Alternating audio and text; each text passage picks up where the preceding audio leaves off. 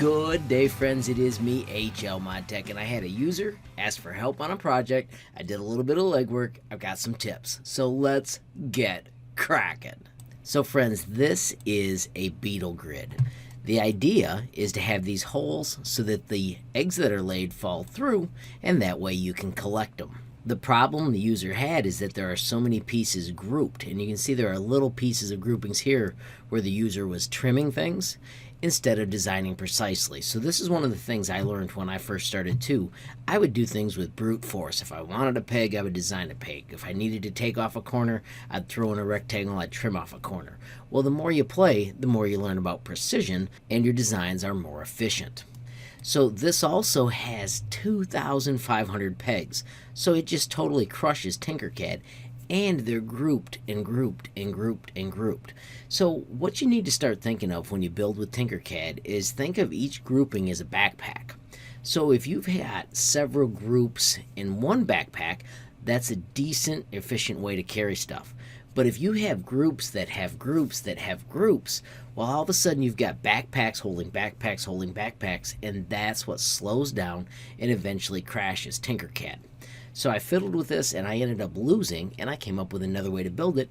Let me show you another program that is super smart for building that grid on the bottom. Friends, we are going to visit my.sketchup.com.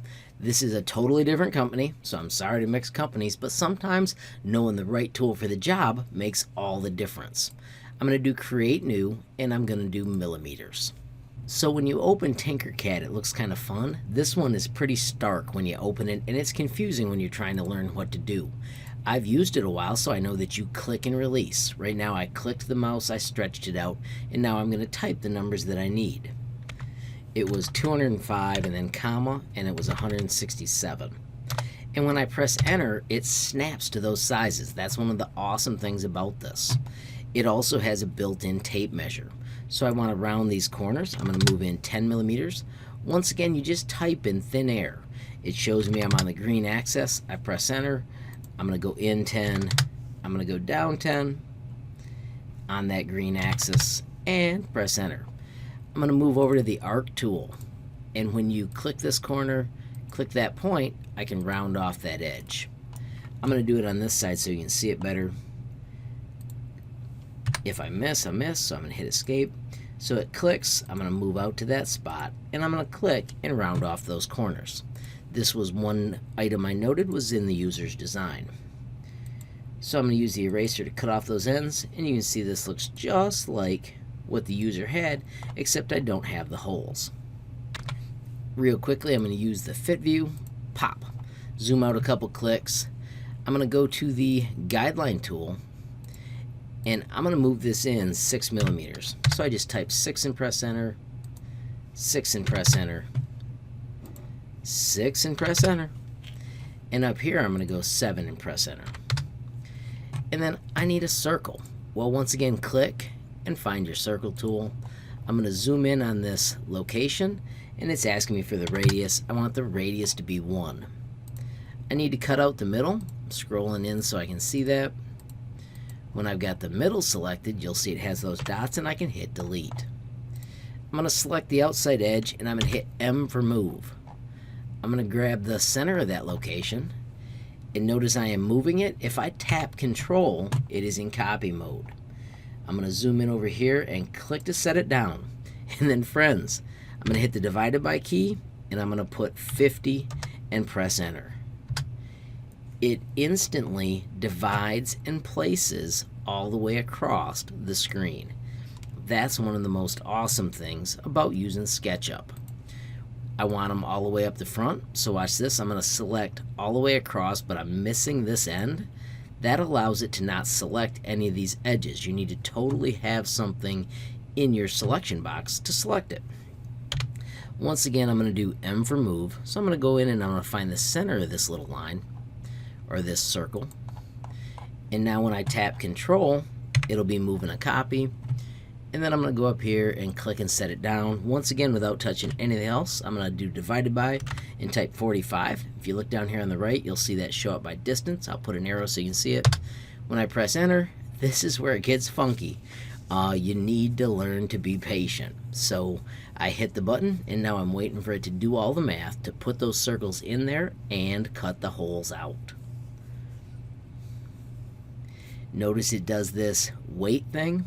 I probably had to do this 15 times last night to finally get my finished part, but it's still so much faster than any other online tool I've found for making something like this. Now, if you had the desktop version, that would work pretty slick. But with a web version, it's just insane that I made this even happen, I think. So now this is the push-pull tool. If you click this and lift up, it will lift that up to make the shape that we need. I want to make it 2 millimeters, so I'm going to press 2 and enter. And now once again, I'm going to have to go through several of those wait screens to let it finish and assemble the part. Here's the first of those wait screens. And I'm not going to show all these, but I'm going to tell you, last night I bet you I waited 15 minutes just going between clicks and between clicks and between clicks. But I ended up with a part that I could save. I'm going to warn you there. I also had to wait on the export as an STL screen. Now when I was done, the STL for this design was only 13 kilobytes. So it is an efficient design. It's just pretty intense for SketchUp's online version to solve all the math in this shape through a web browser. Alright friends, I have paused and I'm doing the waits without you. I just had my 7th wait. Once again, you gotta take time and believe. This is so cool that it is building this in a free web-based app, but you gotta be patient if you're ever gonna try something like this. Phew! Just short of 30 clicks, it is done. You can see here I clicked the display. I was thinking about switching to wireframe, so that may speed it up. These are things you learn as you play. Real quickly, I'm going to save it so I don't lose it. When you save, I choose the Sketchup save location, and then I'm just going to name it Beetle 2, because I already made it once, but I want to prove to you that you can save it. And then, friends, once it's done saving, what you do is you click on this one, and you export as an STL. Now when I did this, I had to wait and click and click and click and click to get my STL. I'm not going to show you that on video. I'm just going to show you my STL. Alright friends, so of course you could bring that grid just into Cura, but check this out as well. If you go into Tinkercad, you can choose Import, choose File, and then I've got my 3D modeling folder, and that little file is right here, and I called it Beetle. Notice it's still got the 17 by 205 by 2 millimeters. Hit import, and after just a little bit of rendering, that crazy, awesome, difficult project is in Tinkercad. Now when you click import, this still is a complex part, so you do need to wait for the Tinkercad meshing system to actually bring that in and turn it into something we can play with. We don't really get to edit, but it is really easy to add things to it. And there we have it. It has arrived. Notice it is larger than the grid. That's real easy to fix. I'm going to just change the width to 230. I do note that I always have to backspace, then type the number, update the grid, and it fits in here. And now we can still move around and we can add parts to this. I'm going to set the work plane up on top. You can see I can easily bring these in, adjust, make all the pegs that would make this project what you really wanted it to be. But now you're working in Tinkercad and you've got one piece instead of that big heavy part from all the things we were grouping before. Alright friends, so there you have it, using 2 different programs to make one cool object. Both of them free, both of them run in a browser so you don't have to install, which I think is pretty darn awesome. If Tinkercad ever adds that distribute thing, oh my gosh, that is such a slick tool. Still would have been crazy complex, because anytime you have 2,000 parts in Tinkercad, you're asking a lot of a web-based tool. Alrighty friends, so if you enjoyed the video, please give it a like. If you got a question, comment, or suggestion, add it down below. If you haven't subscribed yet, what are you waiting for? Smash that subscribe button, and last but not least, hit that notification bell if you want to be the first to know when there's a brand new video from me, HL Mod Tech. Thanks for watching. Have a great day.